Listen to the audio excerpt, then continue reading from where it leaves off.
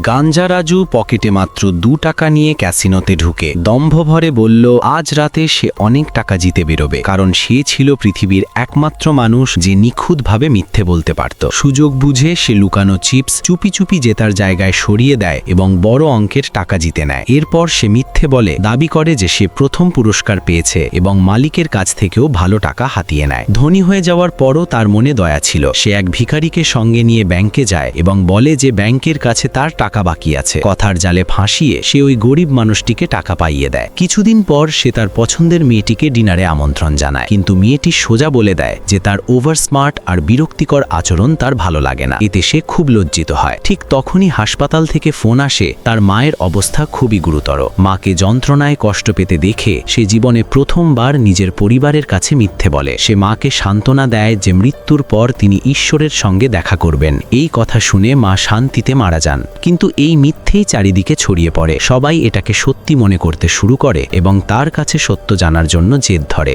বাধ্য হয়ে সে গল্প বানায় ঈশ্বরই পৃথিবী সৃষ্টি করেছেন, সবকিছু তিনিই চালান। ভালো মানুষ স্বর্গে যায় আর খারাপ মানুষ নরকে। ধীরে ধীরে মানুষ তাকে ঈশ্বরের দূত মনে করতে শুরু করে। কিন্তু যখন সেই মেয়েটির কথা আসত তখন সে কখনোই মিথ্যে বলতে পারত না। এরপর মেয়েটির বিয়ের দিন আসে। সে বিয়ে থামানোর চেষ্টা করে কিন্তু নিজের মনের কথা মিথ্যের মাধ্যমে বলতে পারে না এবং হতাশ হয়ে সেখান থেকে চলে যায়। ঠিক তখনই মেয়েটি তার পিছু নেয় এবং উত্তর চায়। এবার সে সত্যিটা বলে দেয়, ঈশ্বর নিয়ে তার সব কথাই ছিল মিথ্যে। সে পুরো দুনিয়াকে বোকা বানাতে পারে কিন্তু তাকে কখনোই প্রতারণা করতে পারে না। তার এই সত্যবাদিতা মেয়েটির হৃদয় ছুঁয়ে যায়। সে নিজের বিয়ে ভেঙে তার সঙ্গে নতুন জীবন শুরু করে। এভাবেই গল্পটি শেষ হয়।